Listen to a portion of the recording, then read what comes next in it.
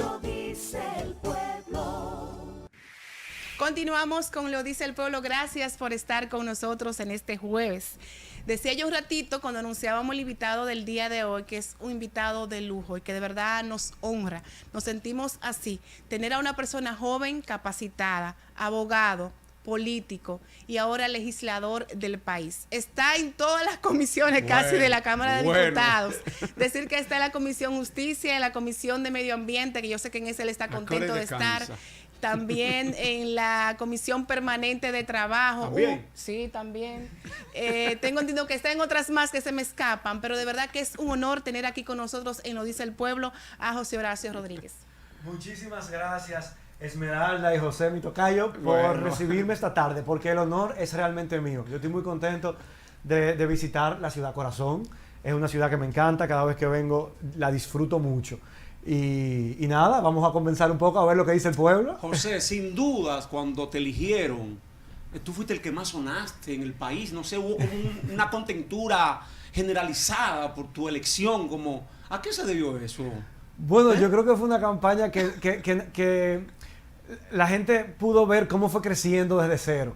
Y sin contar con grandes padrinazgos ni grandes recursos, sino con una buena propuesta, un buen discurso, un buen mensaje y generando esperanza. Así fue como pudimos conseguir los votos necesarios para alzarnos con la diputación. Y yo digo que es una diputación de la ciudadanía, que le pertenece a la ciudadanía, y estamos con mucho honor, con mucha responsabilidad, representando a esa ciudadanía con dignidad, que de alguna manera tiene mucho tiempo cansada de la mala política, de una política que nos empobrece, de una política que, como vimos en un video que ha circulado de un regidor en Higüey, lo que busca es un provecho personal por hacer el trabajo que está llamado a hacer.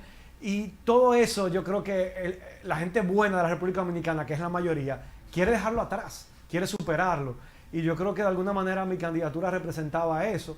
Y por eso es quizás esa felicidad colectiva. Fue una candidatura que no me pertenecía ni siquiera a mí, sino que fue asumida por tanta gente con el deseo de que tengamos políticos que luchen por el bien común.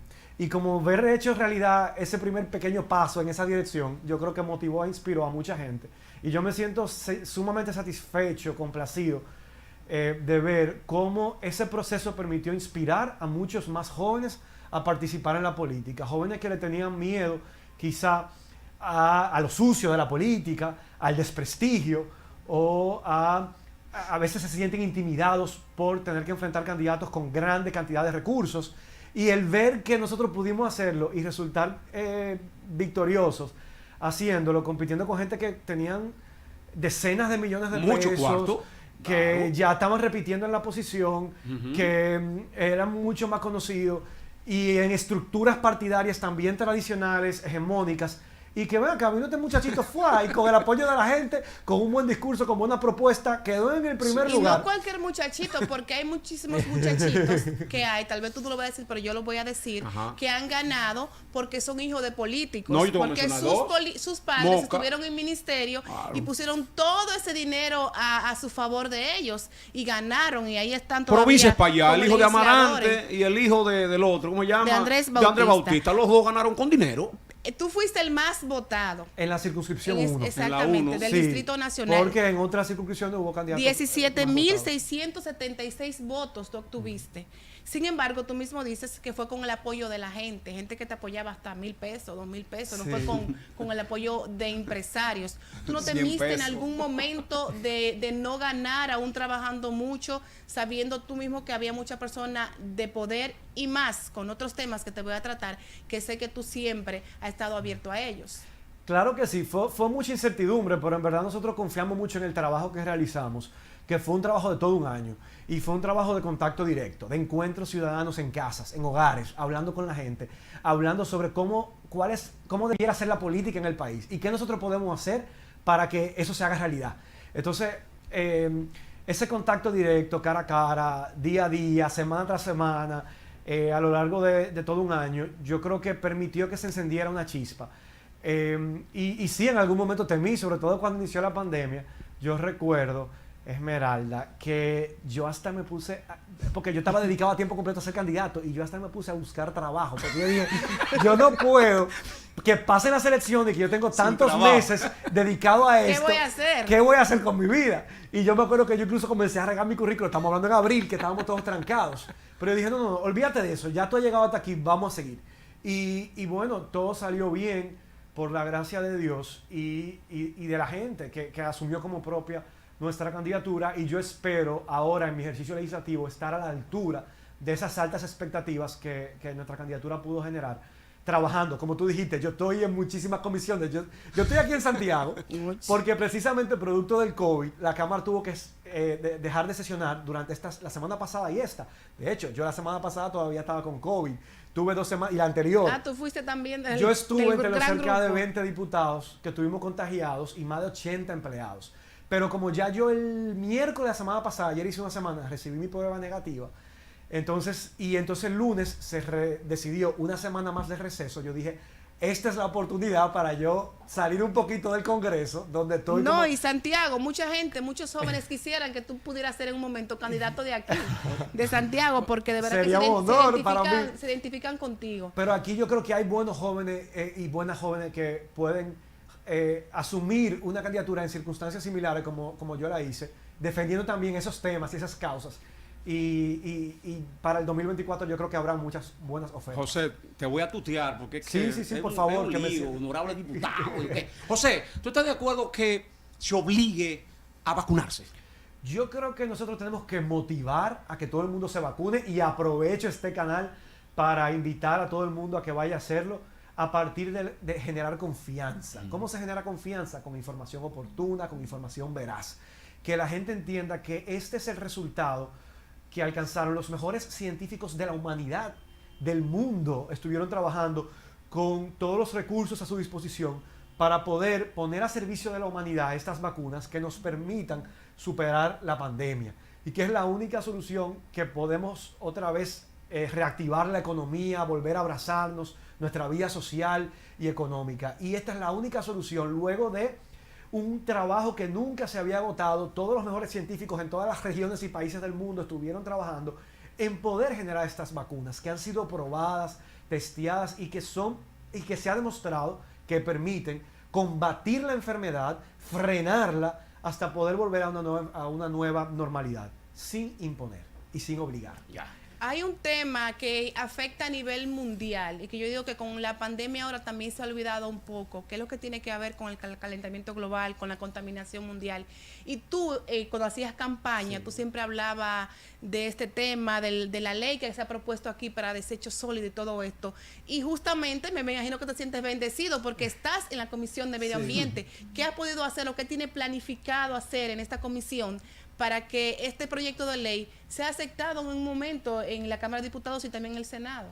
Así mismo es. Justamente ayer yo estuve participando en un evento regional que fue convocado por Parlaméricas, que es una organización de parlamentarios del continente americano con sede en Canadá, pero que fue auspiciado por la Asamblea Nacional de Panamá, que es el equivalente al Congreso Nacional de Panamá. Y justamente el tema que nos convocaba al que me invitaron a hablar fue sobre acciones y liderazgo frente al cambio climático y al calentamiento global. Justamente ayer yo estuve conversando en un foro regional con legisladores de diferentes países, de Ecuador, de Costa Rica, de Panamá, sobre estos temas que afectan directamente a la República Dominicana. Somos uno de los países más vulnerables del mundo frente al cambio climático. Y no se habla, no se trata. Exacto. Y hay una conferencia que se va a celebrar este año de seguimiento al Acuerdo de París, para nosotros poder ver cómo vamos en el cumplimiento de esos objetivos que nos planteamos para reducir la huella de carbono que como país generamos. No, con al ritmo que vamos, No se cumple nada. al ritmo que vamos, no vamos a poder cumplir con esas metas. Hay mucho que hacer. Desde la Cámara de Diputados hay proyectos pendientes importantísimos de ser aprobados. Un proyecto de cambio climático, pero también, y más importante, un proyecto de ley general de aguas. ¿Por qué? Porque una de las principales amenazas del cambio climático es el aumento de las sequías y la incapacidad de producir aguas. Y eso pone en riesgo la capacidad de producir alimentos. Pero aquí no hay una ley de agua. Aquí no hay una ley de aguas.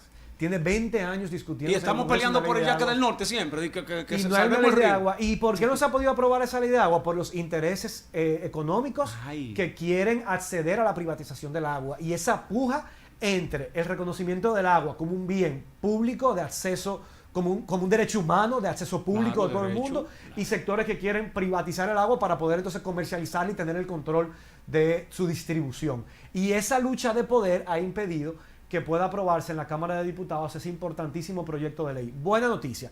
En el día de ayer estuvimos reunidos los voceros de las diferentes bancadas con el presidente de la República.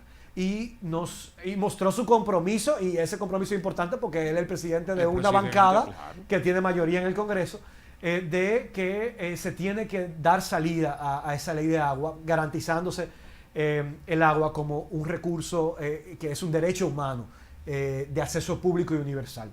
Pero estamos trabajando en ese proyecto de ley en la Comisión de Medio Ambiente. Sólido. El de residuos sólidos, cuando yo llegué, se había aprobado ya, pero se había aprobado en el periodo de transición. Yo creo que tenemos que revisar ese proyecto de ley para fortalecer los incentivos que permitan a las empresas invertir, por ejemplo, en la generación de energía a partir de residuos sólidos. Porque tú estás solucionando por un problema el problema de contaminación ambiental de los residuos. Claro. Por otro lado, la dependencia al petróleo que nosotros tenemos y los altos costos que significa la producción de energía a partir de hidrocarburos y de fuentes de energía de origen fósil.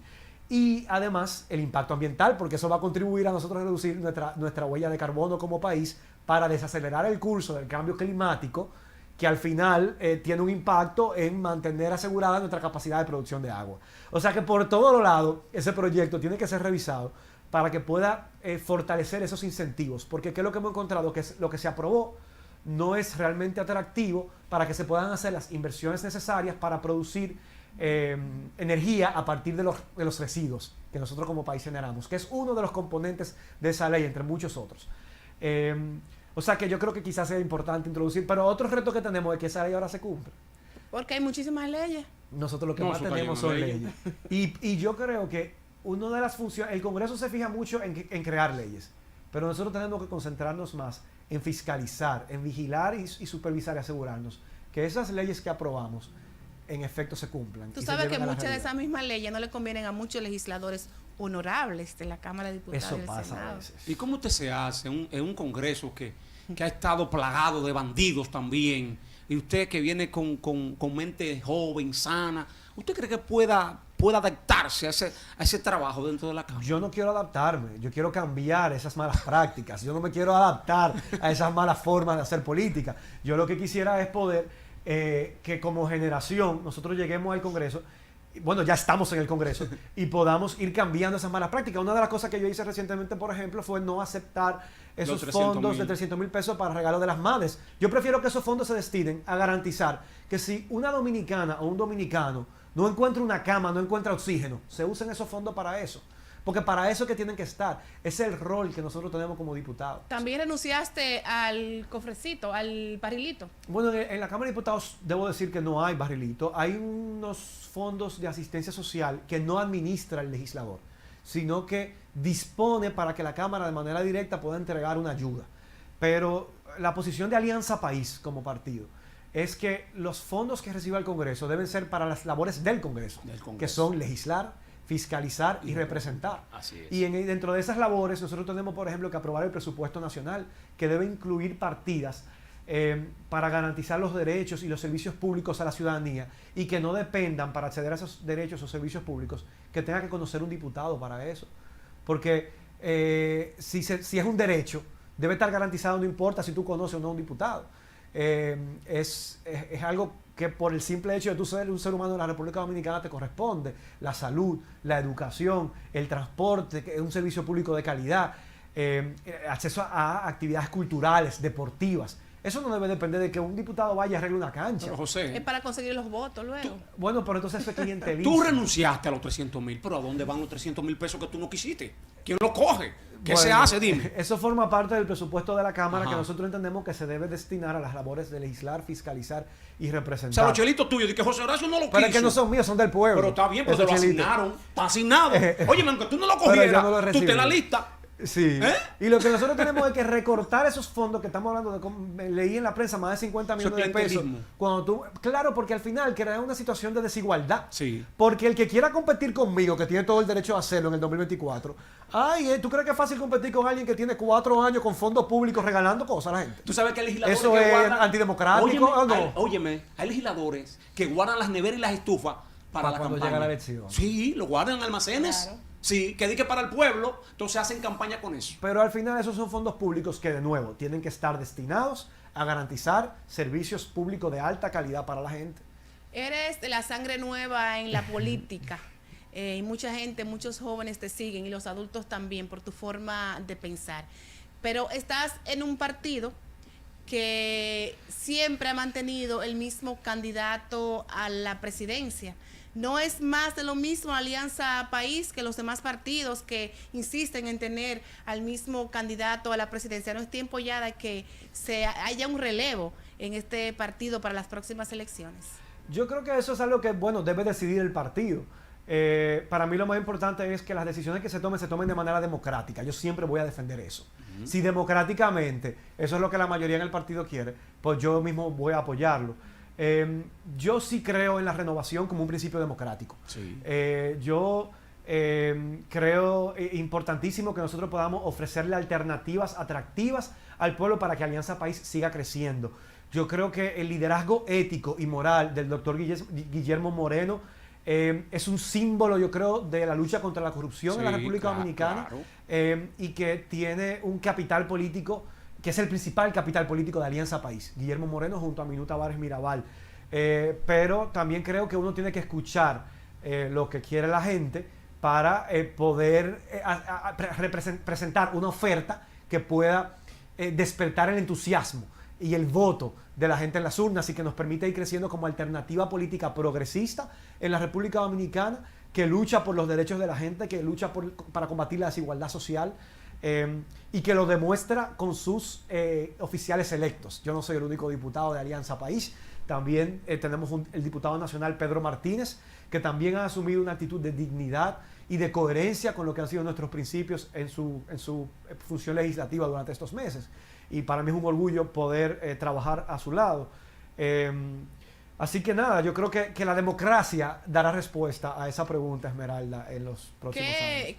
¿Cómo te sientes con tú que justamente eres de la Comisión Justicia, que se trató lo que es el Código Penal y que tú desde tu campaña decías que estabas de acuerdo con las 3 causales, sin embargo se habla ahora de una ley especial? ¿Cómo te sientes? Bueno, yo debo confesar que me he sentido frustrado en algún momento en la Comisión de Justicia, me he visto muy solo dentro, pero fuera me he visto muy apoyado. Yo creo que las 3 causales son un mínimo que le permite decidir en libertad a una mujer junto a sus familiares, junto a su pareja, qué decisión tomar en una circunstancia muy difícil, indeseable, que yo no le deseo nunca que ninguna mujer se vea envuelta en ella, como una violación sexual que le ocasiona un embarazo a una niña o a un adolescente, a una mujer, como un embarazo que ponga en peligro la vida de una mujer, porque ninguna mujer a veces puede estar buscando un hijo y sin embargo se encuentra con esta situación. Y yo no le creo que se debe imponer ni hacer algo ni no hacerlo. Yo creo que se le debe respetar en esa circunstancia tan difícil que también amenaza sus propios derechos. O un embarazo inviable que le dicen, mira, que lamentablemente médicamente podemos verificar que no podrán dar vida.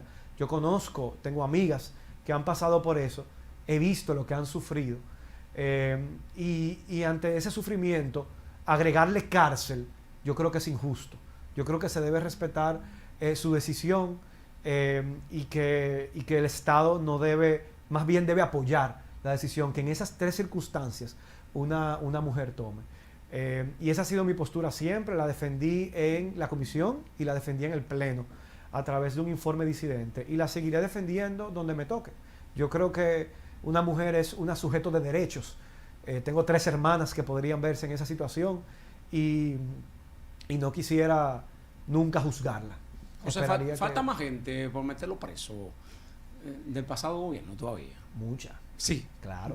¿Cómo tú ves el trabajo que viene haciendo la justicia? Bueno, yo creo que está demostrando que está trabajando la justicia. Hay mucho trabajo por hacer y yo creo importante que cualquier acusación penal contra funcionarios públicos por motivo de corrupción debe estar bien sustentada. Y los casos de corrupción tienen una particularidad, que a veces son difíciles armar los expedientes. Porque, por ejemplo, el soborno, en la mayoría de los casos, no deja rastro. Entonces tú tienes que conseguir que una de las partes confiese, como pasó con Odebrecht, que terminó confesando. Porque si no, aquí es como si no hubiera pasado nada. Un mes antes de que se destapara el escándalo de Odebrecht, en diciembre del 2016, el presidente de la República le preguntó al embajador de los Estados Unidos que cuál corrupción. ¿Cuál corrupción? Y 2 o 3 meses después, Odebrecht confiesa los sobornos en todos los países del mundo, que incluían la República Dominicana. ¿Que operaba aquí? Que operaba aquí, que había puesto su sede aquí de operaciones, que es el departamento a través del cual hacía los sobornos. El departamento de propinas. Ajá, de 92 millones de dólares, que son más de 4.000 millones de pesos que se embolsillaron funcionarios públicos dominicanos y que, ¿dónde están? ¿Por qué no hay nadie preso? No. ¿Entiendes? Entonces eso es lo que motiva a que los nuevos funcionarios que llegaron hagan lo mismo, porque dicen, bueno, a mí no me van a meter preso. Pero nosotros le hemos dado un voto de confianza. Yo sé que toma tiempo armar los expedientes, pero estaremos vigilando el trabajo de la justicia. Como ciudadano y como legislador, yo creo que es el rol que le toca a toda la ciudadanía. Yo creo en algo, que nosotros tendremos mejores gobiernos, mejores políticos y mejores autoridades en la medida en que tengamos una ciudadanía crítica, vigilante, que supervise lo que hacen esas autoridades. Porque cuando tú ves que te están vigilando, tú te cuidas. Y hay cosas que entonces tú no te atreves a hacer. Porque no, se van a ver. Nosotros tenemos que promover una cultura de rendición de cuentas. Nosotros tenemos que asumir esa consigna, que era la consigna de la Marcha Verde. Yo fui por todo el país marchando de verde. Marchamos. De que se va a acabar esa costumbre de robar. Esa costumbre, y ese es el mensaje que yo le quiero dar a Choli. Se va a acabar esa costumbre de robar. Pero para que se acabe, necesitamos que sea perseguida esa corrupción. Y que se sepa que hay consecuencias. ¿Qué hay en ti de tu abuelo? Porque hay que decir, señores, para los que no lo saben, que él es nieto de José Horacio Rodríguez Vázquez, ¿verdad?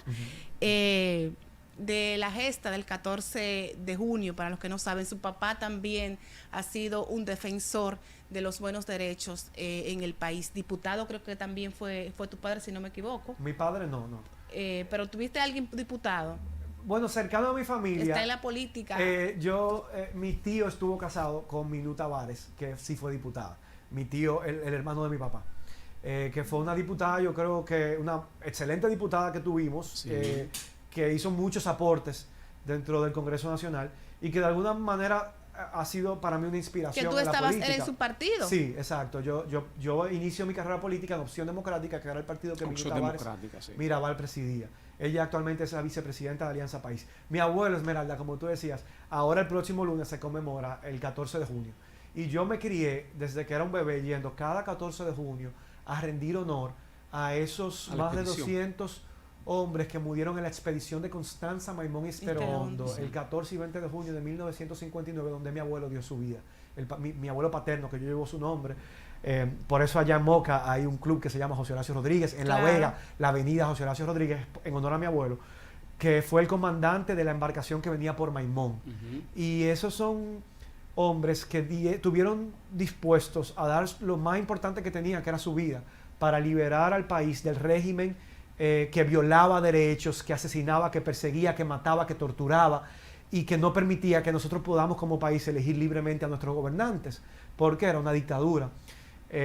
Y saber que haya gente que luego de 30 años de dictadura estuvo dispuesto hasta dar su vida por la libertad del pueblo dominicano, por la democracia, para que se garantice sus derechos, es una inspiración que te dice, sí, en la República Dominicana la patria es capaz de parir hombres, mujeres que están dispuestos a sacrificarse por un bien mayor, que es la libertad y que es la justicia. Yo creo que hoy, en el siglo XXI, todavía la República Dominicana sigue teniendo esa capacidad de parir patriotas de esa estirpe, asumiendo los retos de hoy, que son otros, que son la lucha contra la corrupción, que son la lucha por una mejor calidad de la democracia, que es la lucha por combatir la pobreza, que es, yo creo que el principal problema de nuestro país. Tu opinión al nuevo defensor del pueblo.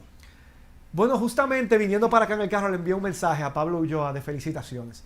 Yo me alegro de su escogencia. Yo creo que es una persona que tiene trayectoria en la defensa de los derechos humanos, que es el principal rol del defensor del pueblo.